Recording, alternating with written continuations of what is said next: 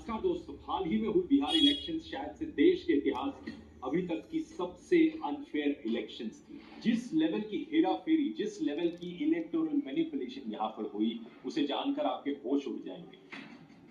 मैं जानता हूं आप में से कुछ लोगों को लग रहा होगा कि ऑपोजिशन की यहाँ पर बुरी तरीके से हार हुई, इसलिए वोट चोरी का बहाना दिया जा रहा है।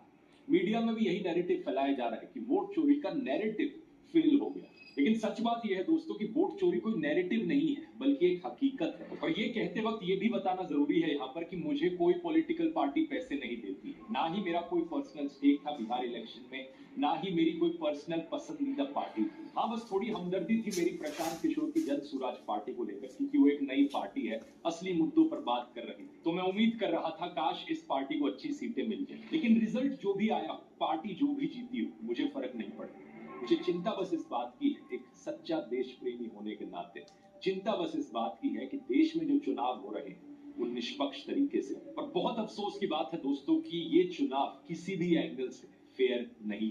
मैं इस वीडियो में 6 सबूत आपको दिखाऊंगा, 6 क्लियर कट सबूत इस चीज के। और मैं चैलेंज करता हूं मोदी सरकार को और इलेक्शन कमीशन को कि इन सबूतों को काउंटर करके दिखाएं।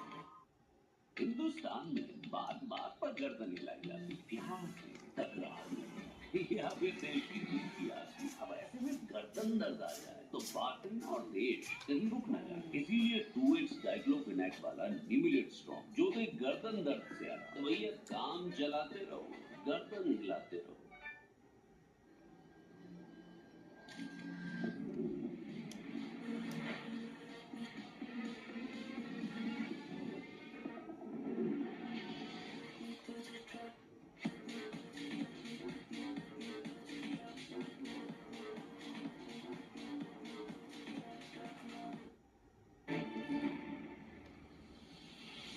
इलेक्टोरल मैनिपुलेशन का पहला और सबसे बड़ा सबूत है 10,000 रुपए का किस्सा। बिहार में फर्स्ट फेज के चुनाव से सिर्फ 6 दिन पहले 31 अक्टूबर को और सेकंड फेज के चुनाव से 4 दिन पहले 7 नवंबर को बिहार की महिलाओं के अकाउंट में 10-10 हजार रुपए ट्रांसफर किए गए। मेरी राय में और बहुत से और लोगों की राय में ये सीधे तौर पर लीगलाइज ब्राइबरी थी और इससे वोटर को इन्फ्लुएंस किया गया। कहा गया कि स्मॉल बिजनेस शुरू करने के लिए हर परिवार की एक महिला को 10,000 रुपए दिए जाएंगे। इस स्कीम में कुल 1,25,00,000 महिलाओं को 10,000 रुपए दिए गए। इसके साथ ही 6 महीने बाद इन महिलाओं को बाद में 2 लाख रुपए तक की मदद देने का वादा भी किया। इस स्कीम का फायदा उठाने के लिए महिलाओं को जीविका सेल्फ हेल्प ग्रुप से जुड़ना और इन ग्रुप से जुड़ी महिलाओं को जीविका दीदी कहा।